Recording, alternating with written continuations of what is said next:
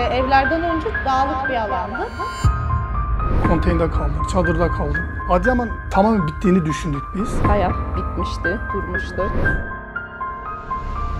Buranın o halden bu hale gelmesi bence mucizevi bir şey gerçekten. Bayram dediğiniz birliktir, beraberliktir. Ama konteynerde bunu yapamıyordunuz. Ben şu an aşırı heyecanlıyım. Temizlik mi yapsam, tatlı mı yapsam, misafirimi nasıl ağırlasam? Sanırım gerçekten anlatılmayacak kadar güzel bir his. Her şey çok güzel düşünülmüş. Çocukları da, ev hanımları da, çalışanları da, arabaların park yerleri de her şeyi dört dörtlük düşünülmüş yani. Çok muazzam, çok güzel bir yer. Yani şunu insan aklına gelmeyecek şeyler yapıldı. İmkansızı başardılar.